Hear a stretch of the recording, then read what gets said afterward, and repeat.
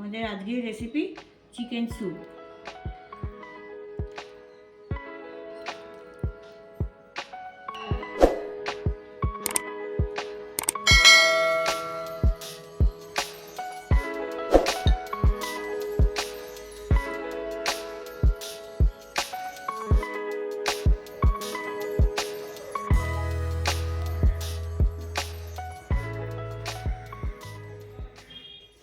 করার জন্য আমি আগে চিকেন স্টকটা বানিয়ে নিচ্ছি। তার জন্য তেল দিচ্ছি, একটু 2 চামচ তেল, একটা মাখনের কিউব দিয়ে দিচ্ছি, গোটা 3 তেজপাতা, 3টে রসুনের কোয়া, 4-5টা আদার টুকরো, একটা পেঁয়াজকে আধখানা করে যেটুকুন হয়েছে এগুলো এইভাবে কেটে দিয়ে দিচ্ছি, আর 8-10টা গোলমরিচ দিয়ে দিচ্ছি। শেষে ধনে পাতার যে ডাঁটিগুলো আছে সেই ডাঁটিগুলো দিয়ে দিচ্ছি। এগুলো ভাজবো না, একটু নাড়াচাড়া করে নেবো তেলে, তাহলেই হবে। 1 লিটার মতন জল দিয়ে দিচ্ছি। 1 চা চামচ মতন নুন দিয়ে দিচ্ছি।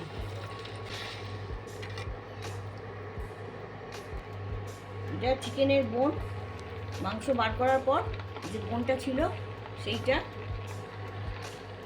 দিয়ে দিচ্ছি। এগুলো চিকেন যেখানে পাওয়া যায়, সেখানে বোনলেস চিকেন করার পর যে হাড়টা থাকে সেটা কিনতে পাওয়া যায়, সেগুলোও আনতে পারে। আর যদি না পাওয়া যায় তাহলে এমনি বোন শুদ্ধ যে চিকেন পাওয়া যায় সেটাই নিয়ে দিলে হবে। এইভাবে লো ফ্লেমে এটা 40 থেকে 45 মিনিট পর্যন্ত ফুটতে দিতে হবে, তবে স্টকটা তৈরি হবে। আর এই ফোটবার সময় যে ফেনাটা হবে সেই ফেনাটা চামচে দিয়ে তুলে ফেলে দিতে হবে, তবে জলটা পরিষ্কার থাকবে।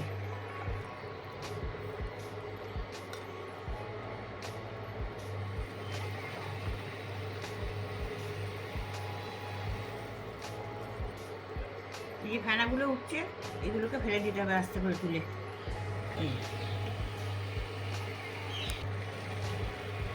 এই ফেনাগুলো তুলে ফেলে দিতে হবে। চিকেন স্টকটা সেদ্ধ হয়ে গেছে। এবার আমি চিকেনটাকে আলাদা করে, সেদ্ধ হয়ে গেছে যেটা, সেটা চিকেনটা ছাড়িয়ে নেব। আর স্টকের জলটা আমি ছেঁকে আলাদা করে নিচ্ছি।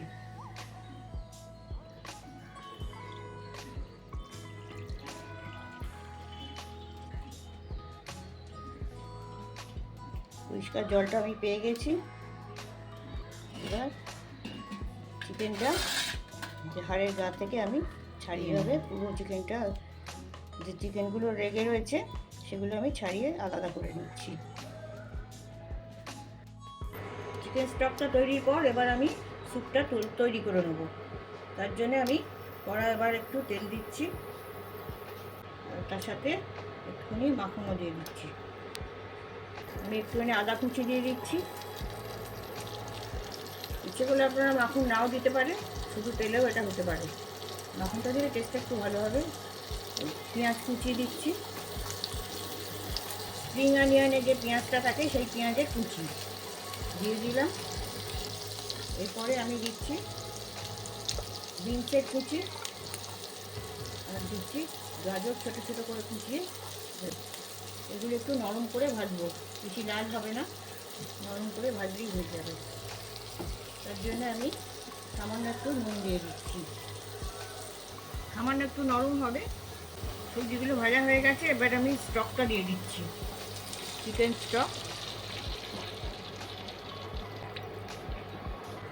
শ্রেডেড করা চিকেন, সেটা আমি দিয়ে দিচ্ছি।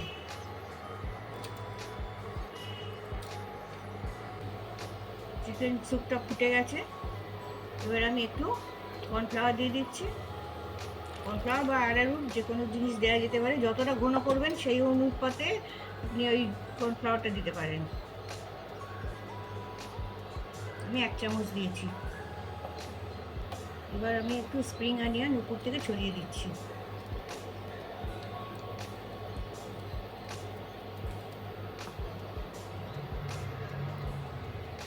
আমার স্যুপটা রেডি।